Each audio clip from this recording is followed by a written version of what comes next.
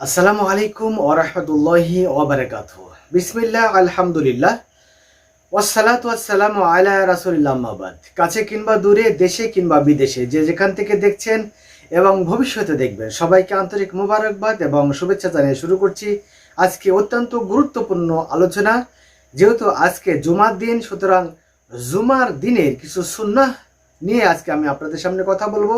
চলুন তাহলে কথা না বাড়ে আমরা আলোচনা শুরু করি। যদি ভালো লাগে অবশ্যই চ্যানেলটিকে সাবস্ক্রাইব করবেন, লাইক, কমেন্ট এবং শেয়ার করে অন্যদেরকে দেখার সুযোগ করে দিবেন। তাহলে চলুন আমরা মূল আলোচনা শুনে আসি।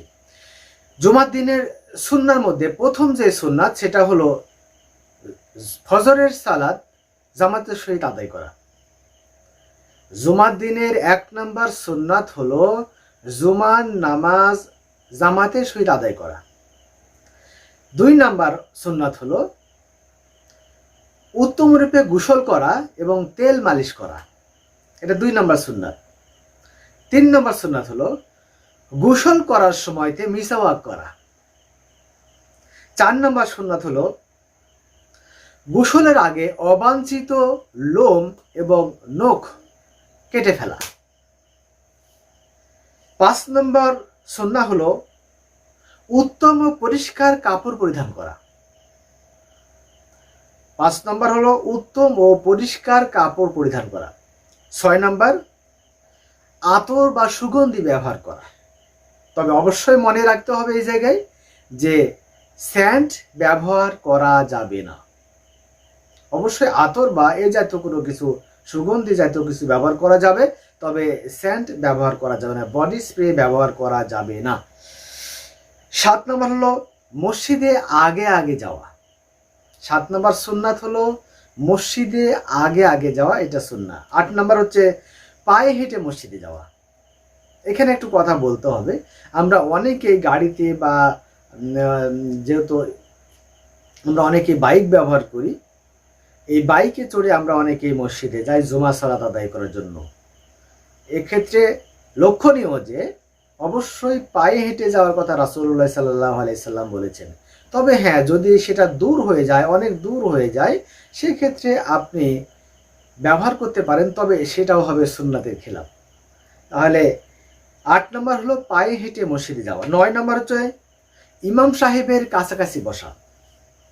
তার মানে আপনি তাড়াতাড়ি করে গেলেন মসজিদে, যাওয়ার পরে কি করতে হবে, ইমাম সাহেব যেখানে বসবে সেরকম কাছাকাছি বসা। 9 নম্বর সুন্নাত হলো 10 নম্বর সুন্নাত হলো মসজিদে ঢুকে 2 রাকাত সুন্নাত আদায় করা। মসজিদে ঢুকে 2 রাকাত নামাজ আদায় করা প্রথমেই, তারপরে বসতে হবে। এরপরে 11 নম্বর হচ্ছে কাবলাল জুমার 4 রাকাত সুন্নাত আদায় করা। 12 নম্বর হচ্ছে এরপরে বাদাল জুমার 4 রাকাত সুন্নাত আদায় করা। 13 নম্বর জুমার দিনে সূরা কাহাফ তিলাওয়াত করা। 14 নম্বর মনোযোগের সহিত খুতবা শোনা। 15 নম্বর খুতবার সময় কোনো কথা বা কাজ না করা। অনেক সময় আমরা যখন খুতবা শুনি, এখানে একটু কথা বলতে হবে, কারণ অনেকে আমরা দেখা যায় যে খুতবা শোনার সময়তে আমরা অনেকেই অনেক সময় অনেক রকম কথা বলে থাকি। খুতবা চলতেছে, এই খুতবার সময় অনেক কথা বলে থাকি।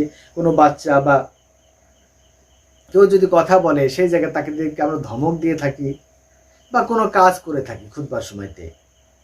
এই খুতবা যখন চলবে, খুতবা চলার সময়তে এইরকম কোনো কাজ করা যাবে না বা কথাও বলা যাবে না। তাহলে 15 নম্বর সুন্নাত হলো খুতবার সময় কোনো রকম কথা বলা বা কাজ করা যাবে না। 16 নম্বর হচ্ছে জুমার নামাজে সূরা আলা এবং গশিয়া পড়া। এটা কিন্তু লক্ষণীয় বিষয়, আমরা কিন্তু অনেকেই জানি না এই বিষয়টা, এই জন্য কিন্তু এটা আমরা পড়ি না। এই জন্য কি করতে হবে, জুমার নামাজে সূরা আলা এবং গশিয়া পড়তে হবে। এটা হলো 16 নম্বর। 17 নম্বর সুন্নাত হলো জুমার দিন মুসল্লিদের ঘাড় ডিঙে সামনের দিকে না যাওয়া। এটা হলো 17 নম্বর সুন্নাহ। যে অনেক সময় আমরা দেখা যায় পিছনে আসছি, কিন্তু সামনের দিকে এগিয়ে গিয়ে আমরা কি করি, মানুষকে ডিঙিয়ে ইমামের কাছাকাছি চলে যাই। এইটা করা যাবে না। এটা হলো 17 নম্বর সুন্নাত হলো জুমার দিনে কারো ঘাট ডিঙিয়ে সামনের দিকে না যায়। এই সম্বন্ধে হাদিস রয়েছে, আমি এই হাদিসগুলো আসলে বলতে লাগলে সময় লেগে যাবে। 8 নম্বর হলো জুমার দিনে 18 নম্বর সুন্নাত হলো বেশি বেশি দরুদ পড়া। জুমার দিনে 18 নম্বর সুন্নাত হলো বেশি বেশি দরুদ পড়া। 19 নম্বর সুন্নাত হলো জুমার দিনে মসজিদে ঢুকে ঘুম যদি এসে যায় তাহলে জায়গা পরিবর্তন করা। অনেক সময় দেখা যায় মসজিদে জুমার দিনে গিয়েছি, যাওয়ার পরে কি হয়েছে, আমাদের ঘুম ধরে। ঘুম যদি ধরে তাহলে কি করতে হবে, জায়গাটা পরিবর্তন করতে হবে। 20 নম্বর হলো জুমার দিন আসরের পর বেশি বেশি করে দোয়া করা, কারণ আসরের পরে দোয়া যেটা করা হয় সেই দোয়াটা কবুল করে নেওয়া হয়। তাহলে আজকে আমি আপনাদেরকে জানার চেষ্টা করেছি যে জুমার দিনে 20টি গুরুত্বপূর্ণ সুন্নাহ। মহান আল্লাহ রাব্বুল আলামিন এই সুন্নাহগুলো জেনে আমাদের আমল করার তৌফিক দান করুন। ওয়া আখিরু দাওয়ানা আলহামদুলিল্লাহি রাব্বিল আলামিন। আসসালামু আলাইকুম ওয়া রাহমাতুল্লাহি ওয়া বারাকাতুহু।